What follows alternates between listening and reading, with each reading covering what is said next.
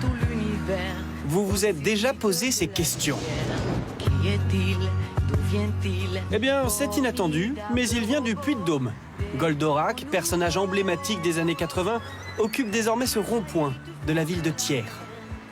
Et ici, à la base, c'est la coutellerie, mais c'est vraiment notre tour Eiffel à nous, on va dire. Il y en a beaucoup qui s'arrêtent et qui vont carrément sur le rond-point pour prendre des photos avec.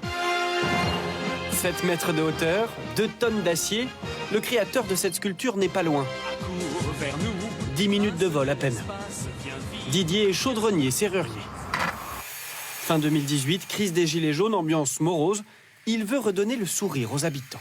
On n'a pas eu le temps de réfléchir à savoir si c'était à 2 filles ou pas. On s'est dit on le fait. Parce qu'on a fait 3 semaines, du lundi au dimanche, on faisait 18 heures par jour. Les mains, c'était très compliqué parce que c'est des formes, il y a du formage, il y a du roulage, c'est le plus dur. Installation de nuit, succès immédiat.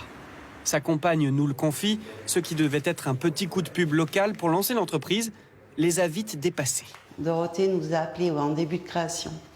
Donc c'était juste magique, quoi, parce que qu'ils étaient super fiers qu'on ait créé Goldorak, que ça réveillait toute une génération, quoi, que c'était génial.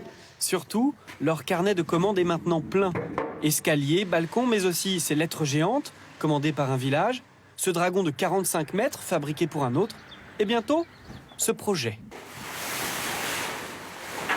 On va lui faire des pattes, parce qu'en fait, ça va devenir une araignée, et elle va aller sur le toit de l'usine, comme si elle voulait descendre du toit de l'usine. Dans la lignée de ce Goldorak auvergnat qui n'a pas rapporté 1 euro à Didier. Il lui a permis de mettre en lumière son métier et de faire de son jouet d'enfant un emblème. Il devait rester ici 3 mois.